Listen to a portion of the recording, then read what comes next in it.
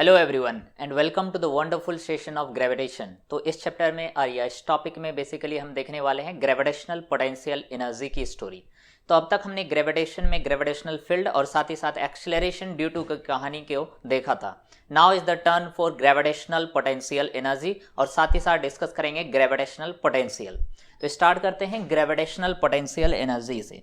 सबसे पहले डेफिनेशन देख लेते हैं कि ग्रेविटेशनल पोटेंशियल एनर्जी का बेसिक डेफिनेशन क्या है। What is the definition of gravitational potential energy? तो डेफिनेशन यदि देखें, ग्रेविटेशनल पोटेंशियल एनर्जी एक तरह का क्या है सर, एनर्जी, और एनर्जी बेसिकली वर्क के बराबर होता है। तो डिफाइन जब डेफिनेशन ग्रेविटेशनल पोटेंशियल एनर्जी का, बेसिकली पोटेंशियल एनर्जी कभी भी डिफाइंड नहीं होता है, change in potential energy defined होता है।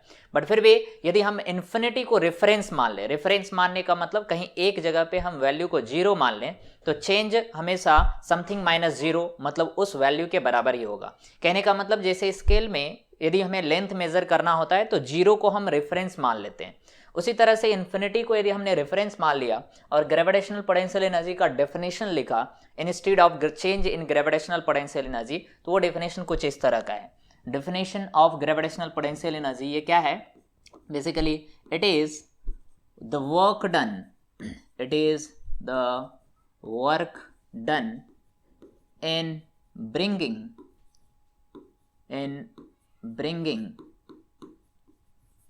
a small test mass, in bringing a small test mass from infinity to a point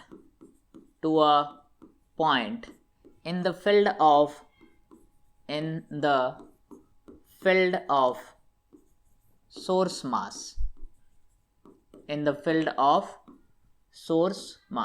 तो ये हमारा ग्रेविटेशनल पोटेंशियल एनर्जी का बेसिकली डेफिनेशन हो गया।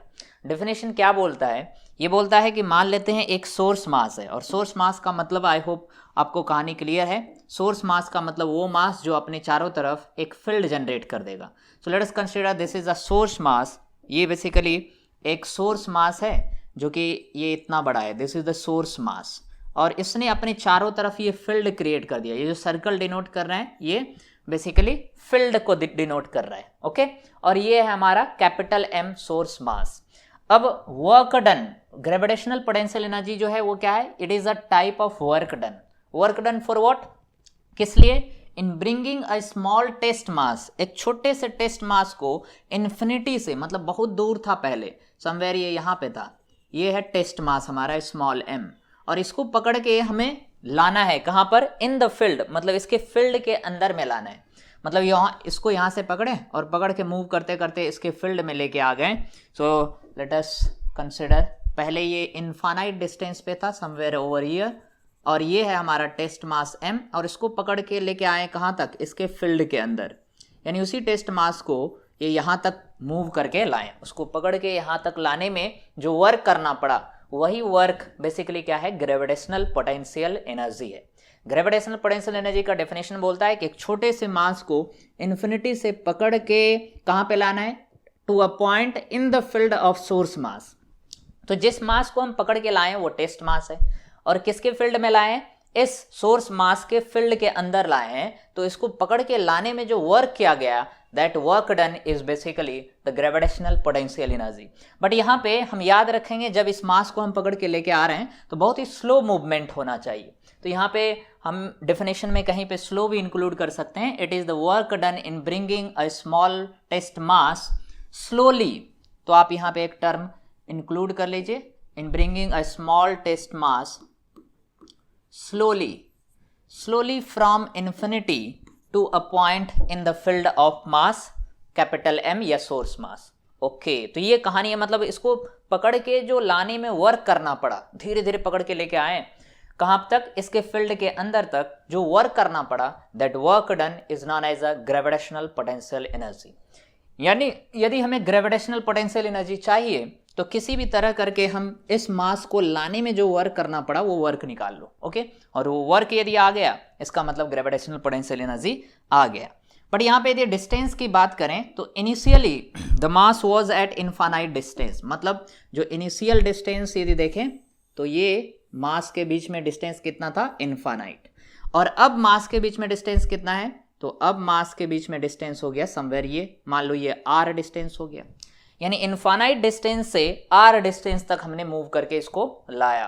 तो इसमें कितना वर्क करना पड़ा। अब ये वर्क जो होगा ऑब्वियसली एक वेरिएबल वर्क होगा। वेरिएबल क्यों होगा, क्योंकि डिस्टेंस चेंज हो रहा है, डिस्टेंस चेंज होगा तो ग्रेविटेशनल फोर्स चेंज होंगे, और ग्रेविटेशनल फोर्स यदि चेंज हो रहा है इसका मतलब वर्क जो है वो work done by variable force है। तो वर्क निकालने के लिए हमें इंटीग्रेशन करना पड़ेगा। तो उसके लिए हम क्या करते हैं, किसी भी मोमेंट में मान लेते हैं कि जो पार्टिकल था या मास था वो समवेयर यहाँ पे था। So mass was at this point, किसी भी टाइम पे, वो x डिस्टेंस पे है या r डिस्टेंस पे है, ओके। तो उसको मान लो यहाँ से मूव करके हमने यहाँ तक लाया, ये उसको r1 r2 भी मान सकते हो आप। तो अभी के लिए मान रहे हैं कि हम r1 डिस्टेंस से मूव करके r2 डिस्टेंस तक लेके आए। हालांकि r2 और r1 कहने का मतलब है यहाँ पे इनिशियल डिस्टेंस था हमारा इन्फिनिटी और फाइनल डिस्टेंस जो हो गया वो मान लो हो गया r, ओके। ये लाना है। तो हम मान लेते हैं किसी भी मोमेंट में ये r डिस्टेंस पे था, यानी यहाँ से लेकर यहाँ तक का जो डिस्टेंस है वो r है, और उस समय हम इसको पकड़ के इधर लेके आ रहे हैं, ओके। और उस समय जो फोर्स लगेगा that is almost a gravitational force, okay sir. और डिस्प्लेसमेंट मान लो r है उस मोमेंट के लिए। तो work done due two variable force यदि लिखेंगे इस केस में तो वर्क डन कुछ ऐसा हो जाएगा, work that must be equal to integration force into small displacement होता है, तो फोर्स इनटू स्मॉल डिस्प्लेसमेंट अभी के लिए dr है, ओके। तो ये जब वर्क डन लिखेंगे तो फोर्स की value gravitational force just put कर देना है, तो फोर्स के जगह पे ग्रेविटेशनल फोर्स पुट कर देंगे सर। अब थोड़ा ध्यान से देखना प्लस माइनस के लिए, तो फोर्स हो गया हमारा g source mass test mass divide by distance का स्क्वायर, ये इतना हो गया फोर्स का मैग्नीट्यूड। क्योंकि स्लो मूवमेंट किए हैं तो ग्रेविटेशनल फोर्स और जो ऑब्जेक्ट पे हम फोर्स लगा रहे हैं एक्सटर्नल फोर्स ऑलमोस्ट दोनों क्या है, सेम है। तो g m1 m2 bye r square, और छोटा सा डिस्प्लेसमेंट ये dr हो गया।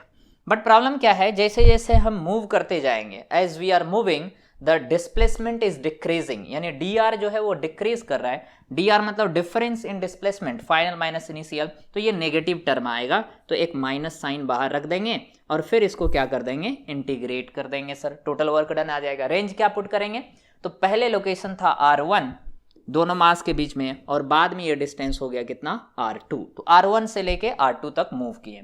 अब इसी वर्क डन को हमें फाइंड आउट करना है। सो माइनस को बाहर रखते हैं, g capital M small m ये भी कांस्टेंट है, और ये r स्क्वायर जब ऊपर जाएगा या फिर integration of dr by r square, और ये रेंज हो जाएगा r1 टू r2। अब इसका इंटीग्रेशन आपको पता होना चाहिए, ये बेसिकली क्या है, integration of r to the power -2 dr, okay. -2 मतलब इस r स्क्वायर को ऊपर लेके गए तो पावर माइनस हो गया। अब इंटीग्रेशन में हमेशा पावर इंक्रीज होता है, तो पावर यदि इंक्रीज हो गया तो -2 है तो उसको एक इंक्रीज करेंगे तो -1 हो जाएगा, -2 + 1 करेंगे तो -1 divided by that power that is -1। और ये बेसिकली है क्या, ये -1 को इधर रख दिए और r टू द पावर -1 इसका मतलब 1/r। तो जब भी बोले integration of dr by r square कितना होता है, तो -1/r। dr by r square का इंटीग्रेशन कितना होता है, -1/r। तो अभी के लिए हम डायरेक्ट इसका इंटीग्रेशन कितना लिखेंगे, -1/r, that is the integration of dr by r square. तो चलो इंटीग्रेशन लिख देते हैं। So work done that will come out to be minus of g source mass test mass, और इसका इंटीग्रेशन आ जाएगा कितना, -1/r, और ये हो गया r1 से लेकर के r2 तक। अब ये जो माइनस है और ये माइनस दोनों जब मल्टीप्लाई होगा तो माइनस और माइनस ये प्लस बन जाएगा, ओके। तो ये माइनस माइनस ये प्लस बन गया। हालांकि आप समझने के लिए इसको बाहर निकाल सकते हो एक लाइन और लिख के। तो वर्क डन जो आएगा हमारा that will be equal to कितना, g इंटू, ये इसके बाद हम लिख रहे हैं, ओके। तो g capital M small m, और ये माइनस बन गया प्लस m, और upper limit minus lower limit कर रहे हैं तो ये तो प्लस हो गया, तो ये हो जाएगा 1/r2 माइनस ऑफ 1/r1। ये पूरा कहानी हमारा आ गया, ओके। अब थोड़ा ध्यान देंगे, जो वर्क होता है work done by gravitational force यदि देखें, या work done by external force, work done by gravitational force minus of change in potential energy होता है। तो यदि हमें चेंज इन पोटेंशियल एनर्जी लिखना हो तो चेंज इन पोटेंशियल एनर्जी के लिए चेंज इन पोटेंशियल एनर्जी को कैपिटल यू से लिखते हैं, तो वो माइनस ऑफ वर्क डन हो जाएगा। माइनस ऑफ वर्क डन कहने का मतलब यहाँ पे एक माइनस साइन आ जाएगा sir. So change in potential energy मतलब फाइनल माइनस इनिशियल। सो यदि यहाँ पे एक माइनस साइन दे देंगे, so the change in potential energy that will come out to be how much, G M M, और ये बेसिकली माइनस बाहर आ गया और ये बन गया 1 बाई क्या R2 minus of 1 by R1, ये ऐसा हो गया। हालांकि यदि वर्क को बराबर भी करेंगे तो कोई फर्क यहाँ से नहीं पड़ेगा। आप एक्सटर्नल वर्क डन मतलब चेंज इन पोटेंशियल एनर्जी को ऐसे लिख दो, final potential energy minus of initial potential energy. Okay, final मतलब जब ये इन्फिनिटी पे था और इनिशियल मतलब जब ये R डिस्टेंस पे आ गया, तो फाइनल माइनस इनिशियल करेंगे, that is the work done. और ये फार्मूला जो आया हमारा, यानी इस फार्मूले को यदि हम फाइनल और इनिशियल पोटेंशियल एनर्जी के टर्म में लिखना चाहते हैं तो वर्क के जगह पे हमारा क्या आ गया, change in potential energy sorry change in potential energy, ये आपका आ जाएगा कितना, G इंटू एम, और ये R2 और R1 को हम अलग कर दे रहे हैं, तो यहाँ पे हमारा आ गया R2 माइनस ऑफ ये आ गया G M और नीचे आ गया हमारा क्या R1। अब चेंज का मतलब हमारा फाइनल माइनस इनिशियल है, तो यहाँ पे फाइनल लिखेंगे और ये इनिशियल आ जाएगा, यानी final potential energy minus of initial potential energy, but एक माइनस साइन आएगा क्योंकि वर्क में हमने बोला था वर्क और पोटेंशियल एनर्जी जब कन्वर्ट करते हैं तो माइनस साइन आ जाता है, तो यहाँ पे माइनस आ जाएगा और ये प्लस बन जाएगा। ओके, तो इसको यदि हम अब थोड़े अच्छे तरह से लिखें, final minus initial potential energy, तो फाइनल मतलब जब ये R डिस्टेंस पे आ गया, माइनस इनिशियल जब ये इनफाइनाइट डिस्टेंस पे था, तो फिर पोटेंशियल एनर्जी का फॉर्मूला हो जाएगा कितना, ये हो गया आपका G M divided upon R1 minus of minus G M divided upon R2, this was R2, this is R1। Okay, तो ये इस तरह का फार्मूला हमने क्यों लिखा, ये जो फाइनल और इनिशियल लिख रहा है इसका पर्पस क्या है थोड़ा ध्यान से समझ जाएंगे हम। ओके, फाइनल मतलब जब ये R डिस्टेंस पे आ गया और इनिशियल मतलब जब ये इन्फिनिटी पे था, तो उसी को R2 और R1 के टर्म में लिख रहे हैं। तो फाइनल पोटेंशियल एनर्जी है माइनस GMM बाई R2 और इनिशियल है माइनस GMM बाई R1, तो ये हो गया फाइनल। इतना फाइनल को थोड़ा सा ध्यान से देखो, तो ये है आपका फाइनल और इनिशियल ये ब्रैकेट के अंदर इनिशियल है और माइनस माइनस मिलके ये प्लस हो जाएगा। तो कहने का मतलब जो पोटेंशियल एनर्जी का हमें फाइनल फार्मूला मिल रहा है उसमें दिख रहा है कि ग्रेविटेशनल पोटेंशियल एनर्जी नेगेटिव होता है, माइनस GMM बाई R2, यहाँ भी minus GMM by R1, that is a change in potential energy. But यदि इन्फिनिटी को हमने रेफरेंस मान लिया, इन्फिनिटी मतलब R1 को यदि हमने इन्फिनिटी मान लिया, मतलब पहले जो R1 था वो इनफाइनाइट डिस्टेंस था, तो ये वाले टर्म जीरो हो जाएंगे और इनिशियल पोटेंशियल एनर्जी हमारा जीरो हो जाएगा, तो फाइनल जो पोटेंशियल एनर्जी आएगा वो माइनस GMM बाई R2। तो कहानी का कंक्लूजन ये निकला कि जब भी चेंज इन पोटेंशियल एनर्जी बोला जाए फाइनल माइनस इनिशियल, तो हमें इन्फिनिटी पे यदि रेफरेंस कंसिडर किया तो फार्मूला थोड़ा सिंप्लीफाइज हो जाएगा। कैसा हो जाएगा, तो इसको ऐसे लिख रहे हैं, considering infinity to be reference, यानी इन्फिनिटी को यदि हमने रेफरेंस मान लिया। Okay, let me write completely, infinity to be reference, यदि इन्फिनिटी को हमने रेफरेंस मान लिया, इसका मतलब क्या होता है कि इन्फिनिटी पे ग्रेविटेशनल पोटेंशियल एनर्जी जीरो हो जाएगा, जिसको रेफरेंस मानते हैं वहां पे ग्रेविटेशनल पोटेंशियल एनर्जी जीरो हो जाएगा, यानी पोटेंशियल एनर्जी, इसका मतलब लिख देते हैं that is gravitational potential energy at infinity is equal to zero, यानी gravitational potential energy U at infinity हो जाएगा जीरो। तो हमारा जो फार्मूला है वो formula basically gravitational potential energy किसी भी दो मास सिस्टम के लिए यदि देखें तो लास्ट स्लाइड से भी आप देख सकते हो, फाइनल हो या इनिशियल, वो फार्मूला में क्या आ रहा है, minus GMM by R। Okay, तो कभी भी आपको बोला कि दो मास है, एक मास ये इधर है, दिस इज आर M1 मास, और ये एक मास इधर है, दिस इज आर M2 मास, और दोनों के बीच में सेंटर टू सेंटर डिस्टेंस हमें अभी R गिवन है और बोला है कि ग्रेविटेशनल पोटेंशियल एनर्जी कितना होगा दो मास सिस्टम के लिए, तो आप तुरंत लिख दोगे gravitational potential energy considering the infinity to be reference minus GM1 M2 divided upon R। याद रखेंगे ये आर स्क्वायर नहीं है, this is only R. And gravitational potential energy is written by capital U. तो कैपिटल यू का मतलब gravitational potential energy for two mass system, जैसे दो मास के बीच में फोर्स लगता था Gm1m2 बाय आर स्क्वायर, उसी तरह ग्रेविटेशनल पोटेंशियल एनर्जी दो मास सिस्टम के लिए कितना होगा, -Gm1m2 बाई आर हो जाएगा। आर क्या है, दोनों के सेंटर टू सेंटर डिस्टेंस। अब क्वेश्चन है ये माइनस क्या है, एनर्जी नेगेटिव आ गया। एनर्जी नेगेटिव का मतलब क्या होता है, जैसे मान लो आपको यदि किसी ने बोला कि आपके पास -2 CR बैंक बैलेंस है, -2 CR बैंक बैलेंस है, इसका मतलब कितना है, -2 करोड़ रुपए है आपके पास। इसका मतलब है कि आपने लोन लेके रखा है। ओके, लोन लेके रखा है, इसका मतलब देश को छोड़ के भाग नहीं सकते। देश को छोड़ के भागोगे तो एयरपोर्ट पे आपको बैंक वाले चेक करेंगे पहले कि इसका कितना बैलेंस है, ओके, कितना लोन लिया है। तो आप बंधे हुए हो, कंट्री से बंधे हुए, बैंक से बंधा हुए हो। क्यों? क्योंकि आपने लोन लिया है। Negative value of energy, negative value of balance है आपका। उसी तरह नेगेटिव एनर्जी का मतलब होता है कि दोनों मास एक दूसरे से बंधा हुआ है। तो negative value of gravitational potential energy, negative का मतलब है कि ये मास इसको पकड़ के रखा है अपनी तरफ ग्रेविटेशनल फोर्स से, भागने नहीं देगा, ये फोर्स लगा रहा है, और साथ ही साथ ये मास भी इसको पकड़ के रखा है किससे, ग्रेविटेशनल फोर्स से। तो ग्रेविटेशनल फोर्स से एक दूसरे को पकड़ के रखा है, इसका मतलब दोनों एक दूसरे से बाउंडेड है। तो बाउंडेड का मतलब ही होता है negative. So here negative sign indicates, पूरा लिख देते हैं, हियर नेगेटिव साइन इंडिकेट्स क्या इंडिकेट कर रहा है, दैट the two system या two mass जो भी बोलो, two systems are bounded to each other,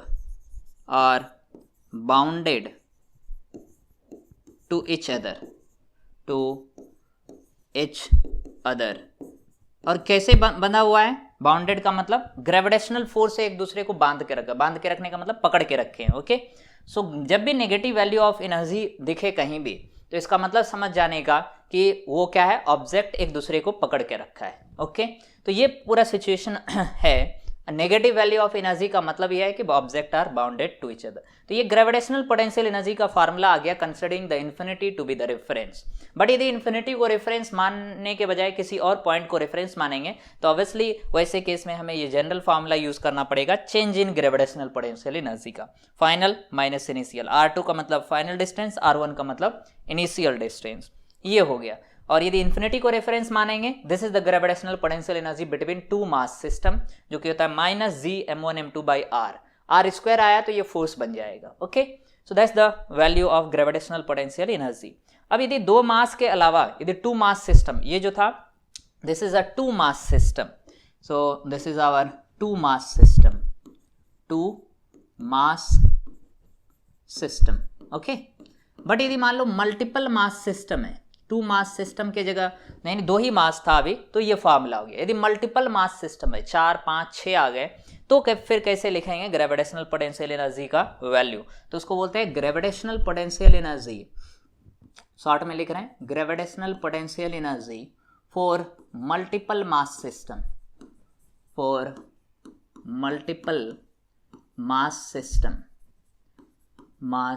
system, यानी दो से यदि ज्यादा मास आ गए तो फिर ग्रेविटेशनल पोटेंशियल एनर्जी को कैसे लिखेंगे, कितना होगा। मान लो 3 मास आ गए, 4 मास आ गए, तो ग्रेविटेशनल पोटेंशियल एनर्जी कितना होगा। ओके, तो इसको समझने के लिए थोड़ा ये समझते हैं, कहानी समझते हैं। कहानी ये है कि जैसे मान लो 3 कंट्री के बीच में क्रिकेट हो रहा है। ओके, क्रिकेट मैच शायद आप देखते होंगे। अभी के लिए मान लो 3 कंट्री है। पहला जो कंट्री है, मान लो इधर वो इंडिया है। सो क्रिकेट मैच की स्टोरी हम लोग देख रहे हैं। ओके, क्रिकेट, ओके सर, तो क्रिकेट मैच थोड़ा सा खेलते हैं। अभी मान लो अभी हमारे पास 3 कंट्री है सर। ओके, पहला कंट्री है मान लो इंडिया, दूसरा है मान लो ऑस्ट्रेलिया, और तीसरा है पाकिस्तान। ये 3 कंट्री के बीच में मान लो क्रिकेट हो रहा है। तो क्रिकेट मैच, इसमें कितने पॉसिबिलिटी है, कितने टूर्नामेंट होगा। ओके, तो सबसे पहले इंडिया किसके साथ खेलेगा सर, ऑस्ट्रेलिया के साथ, तो इंडिया ऑस्ट्रेलिया एक हो गया, इंडिया ऑस्ट्रेलिया। दूसरा फिर क्या होगा, इंडिया जो है फिर पाकिस्तान के साथ खेलेगा, सो दैट्स इंडिया पाकिस्तान। और उसके बाद फिर ऑस्ट्रेलिया जो है वो पाकिस्तान के साथ खेलेगा, सो ऑस्ट्रेलिया एंड पाकिस्तान। तो ये 3 क्रिकेट मैच होंगे। ओके, उसी तरह से यदि मान लो 4 कंट्री है, 4 कंट्री, इंडिया है, उसके बाद ऑस्ट्रेलिया है, फिर पाकिस्तान है, और एक और कंट्री ले लो, मान लो उसके लिए क्या, साउथ अफ्रीका, पता नहीं, क्रिकेट तो हम ज़्यादा नहीं देखते हैं ओके, तो मान लो कोई एक और कंट्री है एस कंट्री। तो ऐसे केस में और कितने मैच होंगे? तो मैच देखो, इंडिया पहले ऑस्ट्रेलिया के साथ, तो इंडिया ऑस्ट्रेलिया, फिर इंडिया पाकिस्तान के साथ, सो इंडिया पाकिस्तान, फिर इंडिया साउथ अफ्रीका के साथ, सो इंडिया साउथ अफ्रीका, पता नहीं साउथ अफ्रीका होता है कि नहीं उसके बाद फिर क्या होगा, नेक्स्ट आपका हो जाएगा ऑस्ट्रेलिया विथ पाकिस्तान। ओके, उसके बाद Australia with south Africa, Australia, this was Australia, Australia with Pakistan, Australia with south Africa, और लास्ट में बन जाएगा आपका किसका, Pakistan with south Africa, so Pakistan with south Africa. तो इस तरह से हम कॉम्बिनेशन बेसिकली जनरेट करते हैं। This is the method of generating the combination.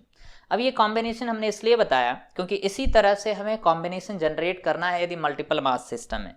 Example के लिए यदि मान लीजिए आपको बोला है कि we have a 3 mass on the vertices of a triangle, और ट्रायंगल ये कैसा भी हो सकता है, मान लेते हैं ये एक ट्रायंगल है और ट्रायंगल के वर्टेक्स पे 3 मास हमें गिवन है, तो there are 3 mass on the vertex of this triangle. कौन कौन सा मास है, यहाँ पे एक मास दिया हुआ है, that's our m1 mass, and this is our another mass that is m2, और यहाँ पे एक और मास है दैट इज m3, ऐसे दिया हुआ है। और डिस्टेंस भी सभी के बीच में दिया हुआ है, मान लेते हैं 1 और 2 के बीच में डिस्टेंस है r12, या a b c कुछ भी कंसिडर कर लेते हैं। So let's consider this distance is a, this distance is b, and this distance is c। Okay, तो जो फॉर्मूले हमें लगाने हैं ऐसे केस में मल्टीपल मास सिस्टम में, इसको r12 r23 मतलब डिस्टेंस दोनों के बीच में, तो टोटल ग्रेविटेशनल पोटेंशियल एनर्जी इस सिस्टम का कितना होगा। मल्टीपल मास सिस्टम आ गया, 3 आ गए मास, तो m1 m2 m3। तो यहाँ पे वो कॉम्बिनेशन सबसे पहले हम जनरेट कर लेंगे, जब भी जितने भी मास दिए हैं, तो हमारे पास 3 मास है यहाँ पे, so first we need to generate the combination. तो एक मास, दूसरा मास, तीसरा मास, कॉम्बिनेशन क्या होगा, तो एज यू नो पहला 1 और 2 का कॉम्बिनेशन बन जाएगा sir, so 1 with 2, that is the 1-2 combination. दूसरा बन जाएगा 1 and 3, 1-3 का कॉम्बिनेशन, और तीसरा बन जाएगा 2 and 3, 2 and 3। तो टोटल 3 कॉम्बिनेशन जनरेट हो गया। Now we need the total gravitational potential energy, वही लिख रहे हैं। So the total gravitational potential energy of the system of mass, okay, is कितना होगा, तो U टोटल से लिख रहे हैं, टोटल ग्रेविटेशनल पोटेंशियल एनर्जी को, that is U total. U means gravitational potential energy, और टोटल मतलब टोटल वैल्यू लिख रहे हैं। तो सबसे पहले आएगा gravitational potential energy between mass 1-2, तो ये फर्स्ट कॉम्बिनेशन होगा। फिर आएगा gravitational potential energy between mass 1 and 3, ये कॉम्बिनेशन आएगा। और फिर आएगा gravitational potential energy between 2 and 3। अब जस्ट वैल्यू लिखना है हमें, सो U total this value will be how much, 1 and 2। तो 1 और 2 के बीच में डिस्टेंस है कितना, r, तो ये हो जाएगा, फार्मूला होता है -g m1 m2, so m1 m2 divide by r का मतलब डिस्टेंस, डिस्टेंस कितना है, a है सर, तो ये हो गया डन। फिर प्लस 1 और 3 के बीच में ग्रेविटेशनल पोटेंशियल एनर्जी चाहिए, सो that is formula is -g m1 m3 हो जाएगा इस बार, डिवाइड बाय डिस्टेंस उन दोनों के बीच में c है, और लास्ट में बचेगा 2 3, तो 2 और 3 इसके बीच में, so that is -g m2 m3 divide by distance दोनों के बीच में हो गया b। So this is how we find the total और the net value of gravitational potential energy. But उसके लिए ये कॉम्बिनेशन जनरेट करने हमें आना चाहिए। तो ये 3 मास सिस्टम के लिए हमने बताया, ऐसे 4 5 6 भी हो सकते हैं, but the method of generating the combination that will remain same as you can see in the cricket example. Okay, तो इस तरह से मल्टीपल मास सिस्टम के भी ग्रेविटेशनल पोटेंशियल एनर्जी हम लिख सकते हैं, बट ऑल दिस आर, यहाँ पे जो फार्मूला हमने यूज किया है वो -g m1 m2 by r वाला सिचुएशन है, तो ये फार्मूला वैलिड है only considering the infinity to be the reference. Question में कुछ भी नहीं बोला है, तो इन्फिनिटी को हम रेफरेंस मान लेते हैं। ओके, अब आते हैं समथिंग कॉल्ड ग्रेविटेशनल पोटेंशियल। तो ग्रेविटेशनल पोटेंशियल एनर्जी तो हमें समझ में आ गया। Now will talk about gravitational potential. Gravitational potential. Potential का जनरली मीनिंग होता है कैपेबिलिटी। जैसे मान लो आपको बोला what is your potential to of eating gulab jamun, मतलब गुलाब जामुन खाने का कैपेबिलिटी आपका क्या है, मतलब मैक्सिमम आप कितना कैपेसिटी है, पोटेंशियल कितना है आपका, 50 खाने का, 60 खाने का, 200 खाने का। सो दैट इज योर कैपेबिलिटी और पोटेंशियल। तो उसी तरह से हर मास का एक पोटेंशियल होता है, ग्रेविटेशनल पोटेंशियल होता है। ग्रेविटेशनल पोटेंशियल मतलब कि उसके फील्ड में यदि कोई दूसरा मास आ गया तो उसको वो कितने ज़्यादा फोर्स से अट्रैक्ट करेगा या उसके ऊपर वो कितना एनर्जी लगाएगा, उसका इंटेंसिटी फील्ड का कितना होगा। So that is being represented by a term called gravitational potential. और ग्रेविटेशनल पोटेंशियल को किससे लिखते हैं, V से लिखते हैं। पोटेंशियल एनर्जी को U से लिखते हैं और ग्रेविटेशनल पोटेंशियल को V से लिखते हैं। ओके, अब ग्रेविटेशनल पोटेंशियल यदि हमें चाहिए तो ये एक पर्टिकुलर मास का होता है। So let us draw a mass. मान लेते हैं कि अभी के लिए हमारे पास ये एक सोर्स मास है जिसने ये एक फील्ड क्रिएट कर दिया। So this is a source mass. ये जो मास डॉटेड वाला दिख रहा है ये एक सोर्स मास है, इसकी वैल्यू मान लेते हैं कैपिटल M है। और इसके फील्ड में कोई दूसरा एक मास आ गया, okay, and that is this is our source mass. तो ये है आपका source mass. Okay, source mass मतलब वो मास जिसने अपने चारों तरफ फील्ड क्रिएट किया है। क्रिएशन ऑफ द फील्ड का क्रेडिट इस मास को जाता है, तो इसने अपने चारों तरफ फील्ड क्रिएट किया है, तो यही बन जाएगा इसका सोर्स। सोर्स मतलब फील्ड जिसने क्रिएट किया, और इसके फील्ड में कोई एक दूसरा मास आ गया बाहर से। ओके, तो ये एग्जैक्टली वैसा ही है जो हमने आपको पहले एक एग्जाम्पल में भी बताया था कि हर एरिया का अपना एक कुत्ता होता है और उसके एरिया में यदि कोई दूसरा कुत्ता आ जाए तो उसको क्या करता है, वो भगाना चाहता है। तो ये जो बाहर से आया है this is just like a outside dog. Okay, और उसका मास है स्मॉल m, और स्मॉल में m कौन सा मास है, this is a test mass. तो ये एक टेस्ट मास बाहर से आया, कितने डिस्टेंस पे है अभी दोनों के बीच में डिस्टेंस जो है दैट इज r। तो यदि हमसे पूछा जाए what is the gravitational potential of the source mass at this point, यानी सोर्स मास का इस पॉइंट पे कितना पोटेंशियल है, मतलब इस जिसका ये फील्ड है, जिसका ये एरिया है, उसका प्रभाव इस पॉइंट पे कितना है। ये जिस पॉइंट पे अभी ये टेस्ट मास खड़ा है, ओके, तो टेस्ट मास जिस पॉइंट पे है उस पॉइंट पे सोर्स मास का क्या इफेक्ट है, पोटेंशियल क्या है, कैपेबिलिटी क्या है उसका, तो उसी ग्रेविटेशनल पोटेंशियल को V से लिखे। तो इसका डेफिनेशन ये बोलता है, डेफिनेशन यदि लिखने जाएं, डेफिनेशन ऑफ ग्रेविटेशनल पोटेंशियल, तो मैथमेटिकल डेफिनेशन ग्रेविटेशनल पोटेंशियल का ये बोलता है कि it is gravitational potential energy per unit test mass, but again considering the infinity to be the reference. Actual में ये चेंज होता है, so this is the change in gravitational potential, that is change in gravitational potential energy per unit test mass. Okay, but यदि infinity को reference यदि मान लें तो gravitational potential that is nothing but gravitational potential energy per unit test mass. तो gravitational potential energy को जब test मास से डिवाइड करेंगे ग्रेविटेशनल पोटेंशियल बन जाएगा, considering the infinity to be the reference. हालांकि इस फॉर्मूले को आप ऐसे भी लिख सकते हो, क्या, change in gravitational potential that is equal to change in gravitational potential energy per unit test mass. तो अभी के लिए नीचे टेस्ट मास दिया हुआ है। So this is our formula from here. Okay, तो यदि हमें ग्रेविटेशनल पोटेंशियल यानी इस पॉइंट मास या सोर्स मास की वजह से इस लोकेशन पे पोटेंशियल यानी कैपेबिलिटी निकालना है तो वो कुछ इस तरह से निकाल सकते हैं, gravitational potential that is potential energy, और पोटेंशियल एनर्जी दो मास सिस्टम के बीच में जिसके बीच में डिस्टेंस r है उसका formula considering the infinity to be reference अभी आपने देखा that is minus g m1 m2 by r। So m1 is a capital M, m2 is a small m divided by r is the distance between the two mass and then whole divide by, यहाँ पे आ गया हमारा नीचे test मास। अब क्या करेंगे, इन दोनों test मास को बेसिकली हमें कैंसिल कर देना है, तो यहाँ से मिल जाएगा हमें फार्मूला ग्रेविटेशनल पोटेंशियल का, and that formula is nothing but minus of g capital M divide by r, और इसी को बोलते हैं gravitational potential due to a point mass. यानी हमारे पास ग्रेविटेशनल पोटेंशियल का बेसिकली दो फार्मूला है। The first formula which we have over here, ये जो फार्मूला है this is in terms of test mass, यानी this is gravitational potential in terms of test mass. तो पूरा लिख देते हैं, gravitational potential in terms of test mass, in terms of test mass, यानी टेस्ट मास के टर्म में ये फार्मूला हमारा भी है। और ये जो फार्मूला है this is in terms of source mass, so this is gravitational potential in terms of source mass. तो ये फार्मूला आ गया आपका in terms of source mass. तो दो फार्मूले हो गए ग्रेविटेशनल पोटेंशियल का। कई बार हमें टेस्ट मास के टर्म्स में यूजफुल होते हैं और कई बार सोर्स मास के टर्म्स में यूजफुल होते हैं।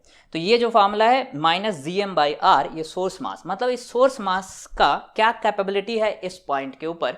और फिर से पोटेंशियल भी नेगेटिव आने का मेन रीजन है कि the source mass will attract any other mass kept inside the field of this mass. मतलब इस मास के फील्ड में यदि कोई भी मास आ गया तो उसको क्या करेगा, अपनी तरफ अट्रैक्ट करेगा। और उसी रीजन की वजह से ग्रेविटेशनल पोटेंशियल की वैल्यू क्या होगा, हमेशा नेगेटिव आएगा। ओके, अब यदि मान लो ये पॉइंट मास की वजह से, कई बार इसको बोलते हैं gravitational potential due two point mass. तो यदि कोई बोल रहा है कि कोई एक मास है, मास से r डिस्टेंस पे उसका ग्रेविटेशनल पोटेंशियल कितना है, तो तुरंत हमें जस्ट यहाँ पे फॉर्मूला लगा देना है -gm/r। तो ये हो गया सिंगल मास के वजह से -gm/r।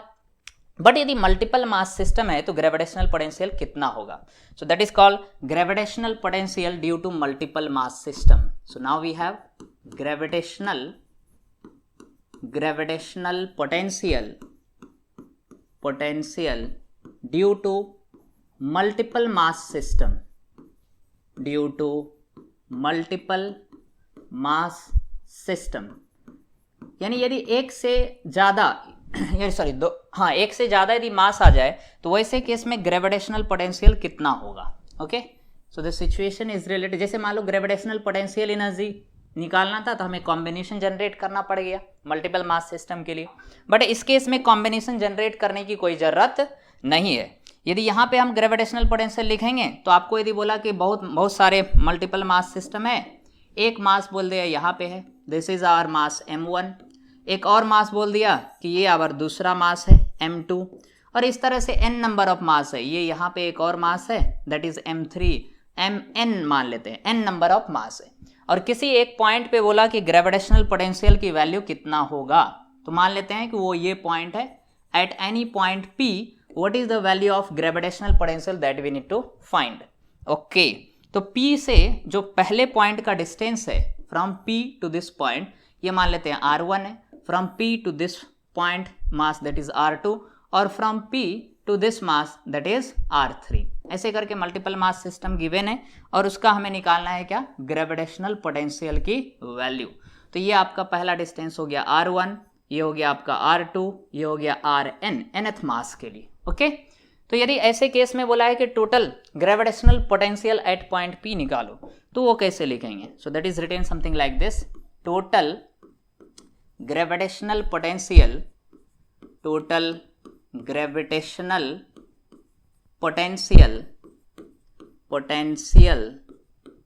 Eight point p, so at point p, यानी p पॉइंट के ऊपर टोटल ग्रेविटेशनल पोटेंशियल कितना होगा।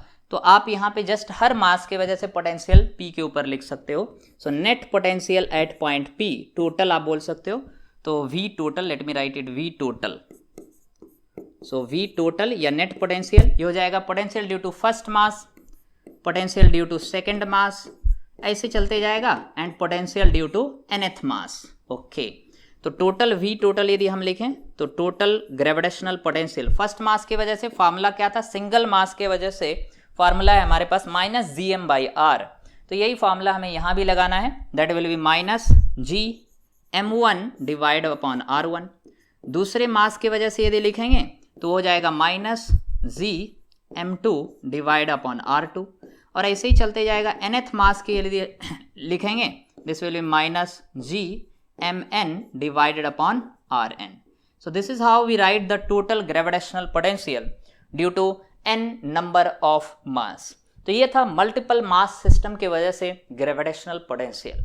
अब हम देखेंगे कि यदि मान लो डिस्क्रिट, ये सारे डिस्क्रिट मास है, अलग अलग मास है, बट यदि डिस्क्रिट की जगह कंटिन्यूअस मास आ गया, कंटिन्यूअस मतलब रिंग के वजह से, डिस्क के वजह से ग्रेविटेशनल पोटेंशियल कैसे होगा, जैसे जैसे हमने फील्ड निकाला था स्फीयर के वजह से, तो उसी तरह से ग्रेविटेशनल पोटेंशियल की वैल्यू कंटिन्यूअस मास सिस्टम के लिए कैसे निकलेगा, that will see in the next session. तो आज के लिए यहीं पे रुकते हैं। Till then bye, thank you and will meet you in the next session.